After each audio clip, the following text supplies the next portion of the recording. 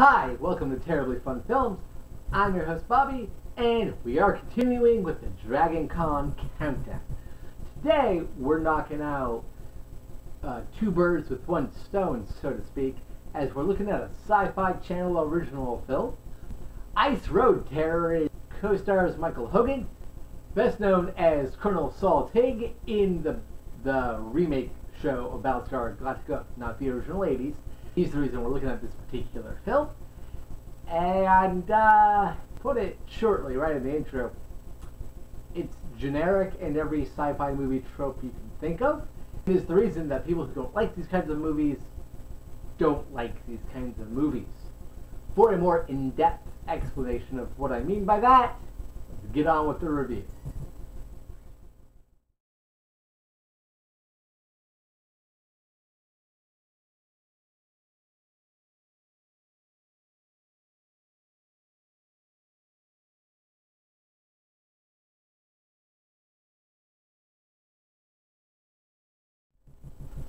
Ice Road Terror is kind of what you'd imagine based on the title. This is right around the time of the popular Ice Road Truckers show hitting its zenith in the cultural zeitgeist, if you will.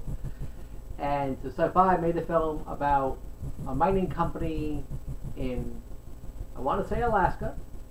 Correct me if I'm wrong there. So Syfy Channel Film decided to make a movie that sees a mining company blasting through some stuff, and that unleashes an ancient prehistoric lizard. It doesn't look like any dinosaur I'm aware of, so I hesitate to call it one. But for all intents and purposes, that is what this creature is. On a mission to the mining facility are two truckers, Jack and Neil, who are delivering some more explosives before a massive unthawing happens on the titular ice roads. Of course, the creature gets loose from the mining area and attacks the truckers, and you can probably figure out the rest of the movie from there. This film's plot is very generic and very bland, and there's really no surprises or originality to be found within that.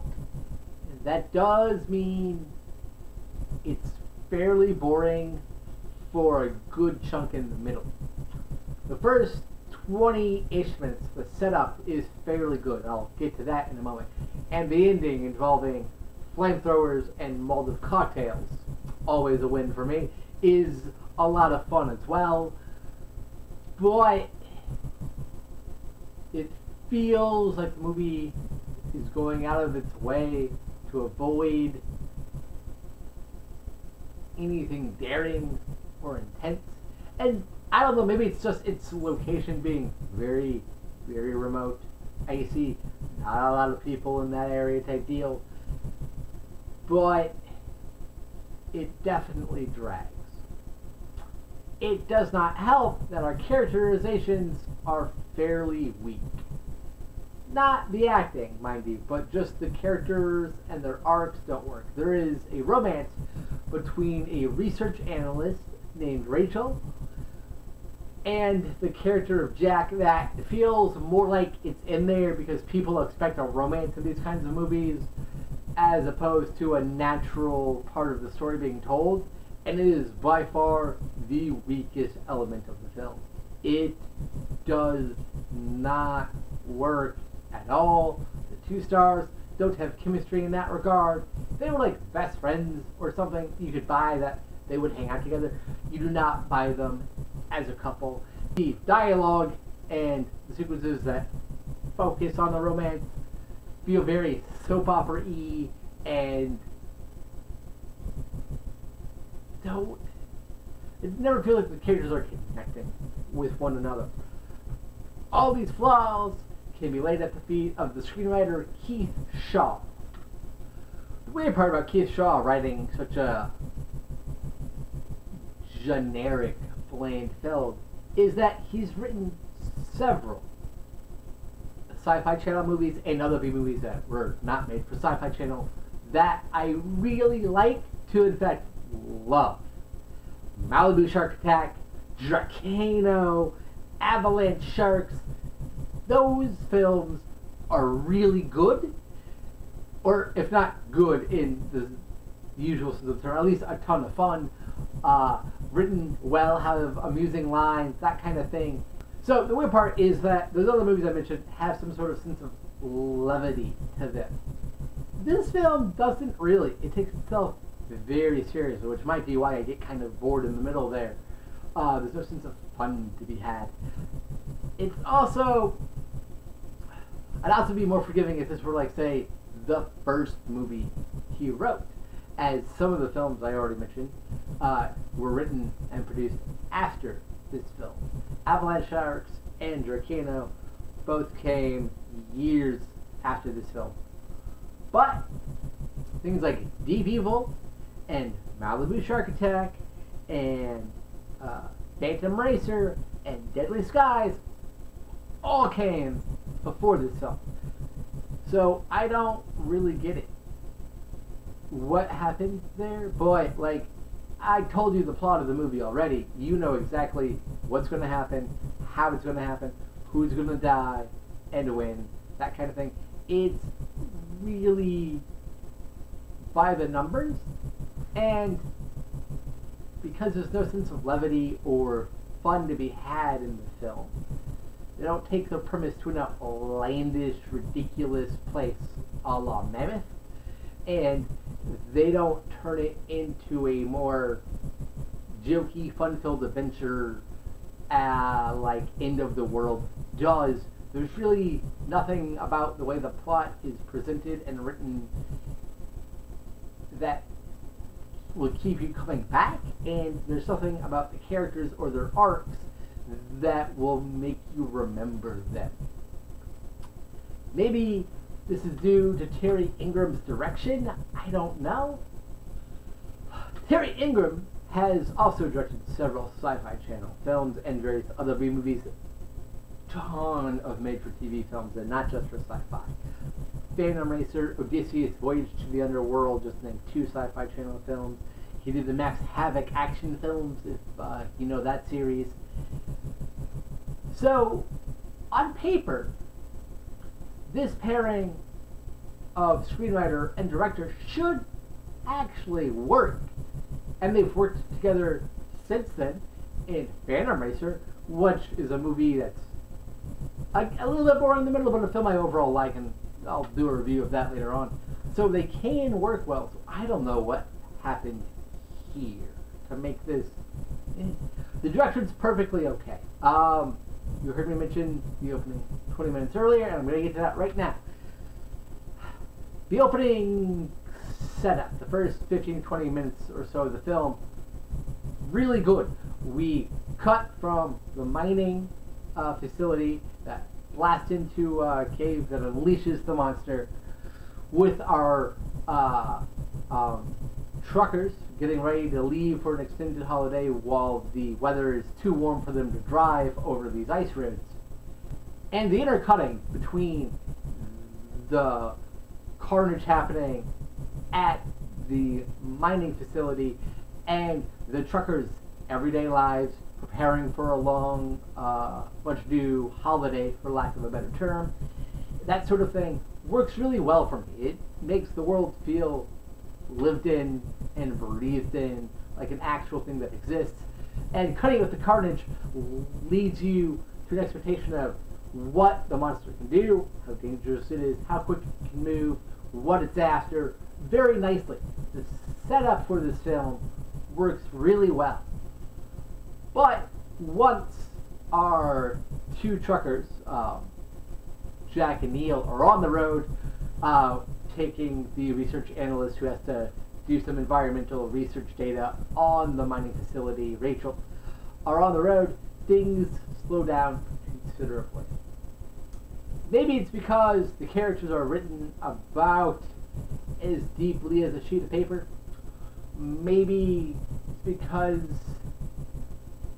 the cast shares as much chemistry together as you seeing an old acquaintance at a high school reunion who you only hung out with because you had other friends who hung out with that person. You never knew that person very well, but then they just take up all your time at that high school reunion. So it's very weird and awkward. Like the analogy I just used, they don't really work well together. They're not enticing at all.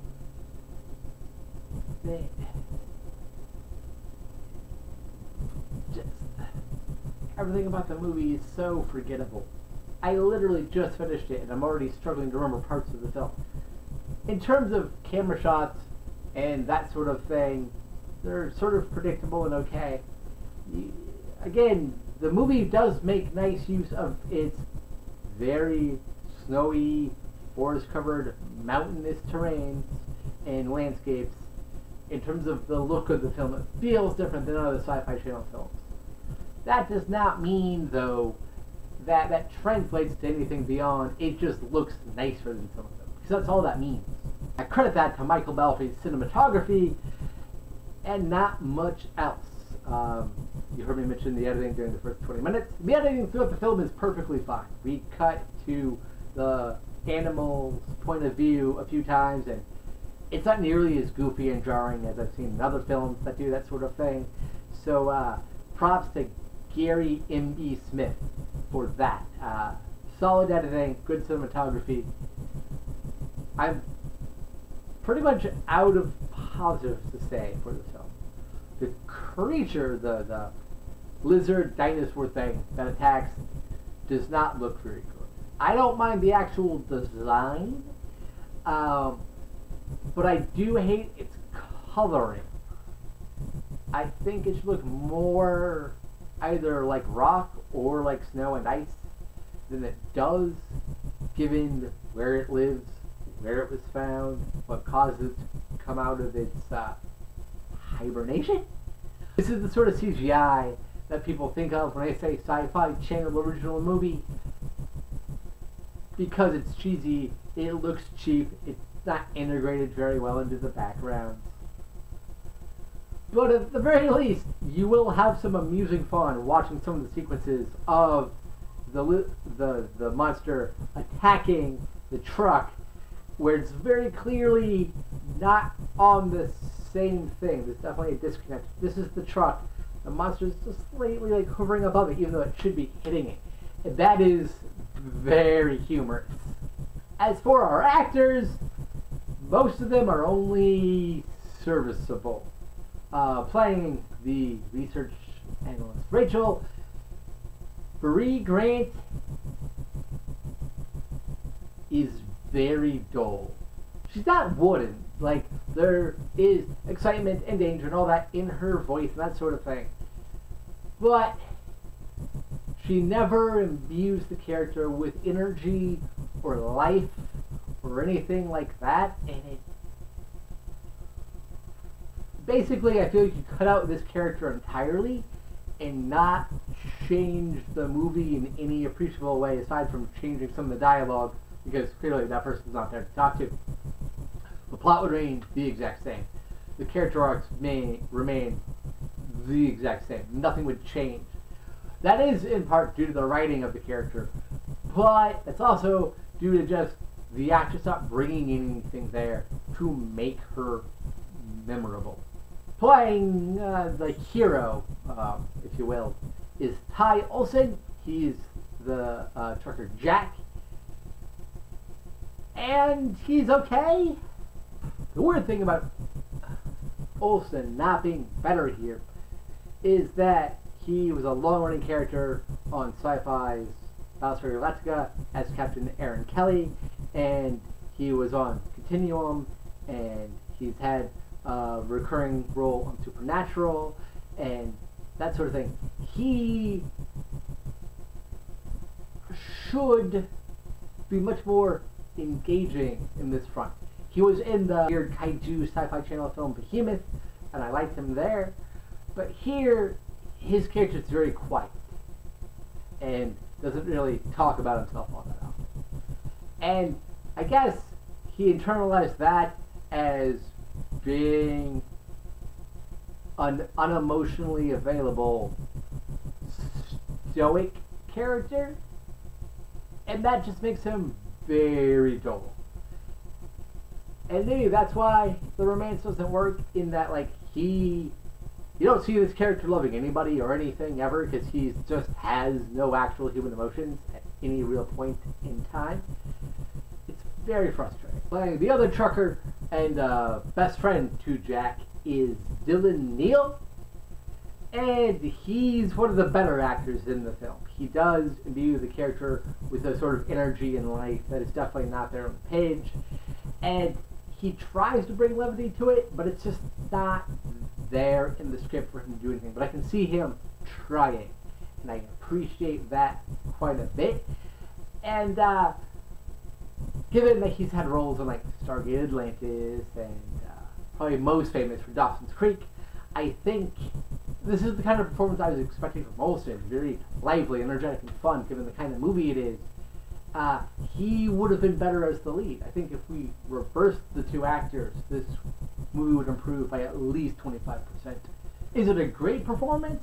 No, not necessarily. But we're talking about a movie in which blasting open a cave to go mining into it awakens a frozen lizard dinosaur thing, and it happens to be attacking just before ice roads thaw in like Alaska or wherever. So I don't need a great performance. I just need one that works and has the same idea of fun as the premise suggests it have. There are two survivors of the mining facility attack. They are Carl and Tanner, played by Malcolm Stewart and David Lyle, respectively. David Lyle gives my second favorite performance in the film, imbuing his now scarred for life, terrified character some empathy. The only human character you actually feel that much for, and he really does bring something there that is lacking on the page, and he is a decent amount of fun while doing it. Stewart is okay. You could replace him with any other roughly the same age, same build, same sort of gruff type actor, and not notice. But that doesn't mean it's a bad performance at all. It's just you've seen this type of character before. This type of character has been played by other people before, and he brings nothing new to that role. We have two other human characters to discuss. That is Terry and Beryl Lohman. They are essentially the only residents we see in the entire film. Everybody else is working for the mining facility or for the trucking company, or again, the research analyst who just doesn't need to exist. They're an older couple, been around for a while, they've seen some shit, and their reaction to knowing what's going on is believable for the kind of movie it is, and it works. Playing Terry is Michael Hogan. He is, of course, the reason we're doing this, and he's pretty good. Not the best performance we've seen him give. It's also just not intended to be. But hearing him get to say some silly action-oriented dialogue and, talk about how to create a Molotov cocktail and homemade flamethrowers and stuff, that is humorous and fun, and I feel like he's trying. Helping him there, playing Beryl, is Marilyn Gann. They work well together. They are a believable couple, and their concern for one another once the monster gets to their residence is believable. And while not creating a ton of empathy, as we don't know the characters very well, they are only 2 of 3 characters who feel like actual human beings. So that's gotta count for something. Stu Goldberg's score existed, I guess. You could point a gun to my head right now. You could just materialize in this video and put it to my head. I couldn't tell you a single note from the movie. at all. It existed. That's what I got. Yeah. Ice Road Terror. It's not that it's necessarily awful Syfy Channel film. I have seen much worse. This isn't insulting and painful and just wants to make you suffer for watching it the way Eye of the Beast does. But it's so bland and forgettable and so generic in terms of its characters and their arc and the special effects are not interesting enough, at least not even engaging enough, like wonky insanity to like recommend on that front. There's really nothing to recommend here that'll make you want to watch it.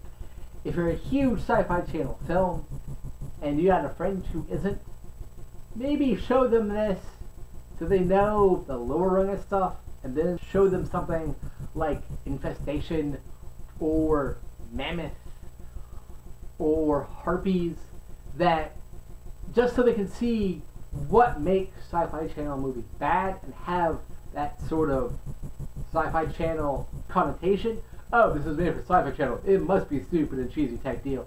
And what us fans really love about them when they're wildly inventive, wildly outrageous, wildly ridiculous in all the best ways that simply do not exist or happen for these other titles like Ice Road Terror, like Eye of the Beast. I own it because I'm going to own all the Syfy Channel films. This is only the second time I've watched it. I bought it, watched it. I've probably had it for well over a year and a half now, just now getting back to it. I don't like doing negative reviews that often on this channel. Occasionally I do, just so we can all be reminded that not all B movies, not all bad movies are created equal. Occasionally I do it for something like this, where it's in a larger scope of something. Going on countdown to this part. As always, I've been your host, Bobby. Thank you for watching, and I will see you next time, hopefully with a movie I liked more.